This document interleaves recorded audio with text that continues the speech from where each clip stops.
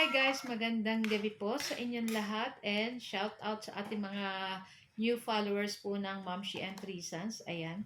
So guys, for today's video ay tara at samahan niyo po ako magluto nitong ating isa na namang napakasarap na ulam.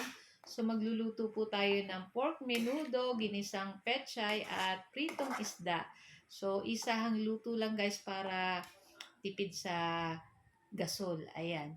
So, ito ay aming lunch and hanggang dinner na rin po guys. Ayan, para nagluluto po talaga ako medyo marami-rami kasi hanggang dinner na po. Para pag dinner, hindi na kami magluluto. Ayan. So, tara na guys at samahan niyo pang magluto and enjoy watching po. So, ayan na nga guys. So, nakita niyo naman before yung pagluto natin ng ating pork menudo. So, itong ating pork dyan, natimplahan na rin natin dyan. Tapos, siyempre, naglagay tayo ng tomato paste at konting sugar para yung ating pork menudo ay medyo manamis-namis. And syempre, maglalagay po tayo dyan ng liver spread. Ayan, kinalahati ko lang yung isang maliit na lata. At syempre, maglalagay po tayo ng tubig at palalambutin pa po natin dyan yung ating pork. So, takpan lang natin at lutuin natin sa katamtamang lakas ng apoy. And this time, yung ating pork dyan ay malambot na. Kaya naman, pwede na po natin ilagay dyan yung ating patatas at yung ating carrots. Ayan, syempre halu-haluin lang po natin and lulutuin lang natin dyan yung ating patatas at carrots. At pag malambot ng ating patatas at carrots, pwede na po natin ilagay dyan yung ating atay ng baboy, hotdog, red bell pepper, saka itong ating raisin. So yung ating atay ng baboy hinuli natin pero kanina sinangkot siya ko na yan guys para medyo luto na rin ng konti. So yan na nga at okay na rin to guys.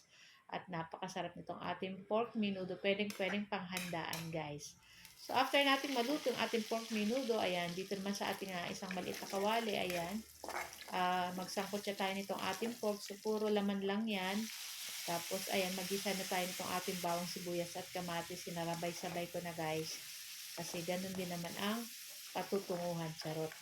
So, ayan, gisahin lang po natin dyan yung ating mga sangkap and yung ating pork dyan ay luto naman na. So, maglagay lang tayo ng soy sauce. Ayan. So, kanina, pagsangkot siya natin ng ating pork, nilagyan na natin yun ng paminta, kaya hindi na tayo maglalagay. So, after, ilagay na po natin itong ating in-slice na medyo maninipis, yung ating pechay, kasama na yung tangkay, and takpan lang natin hanggang malanta yung ating dahon, and after naman ito, tanggalin na natin takip at halu-haluin po natin. Iyan.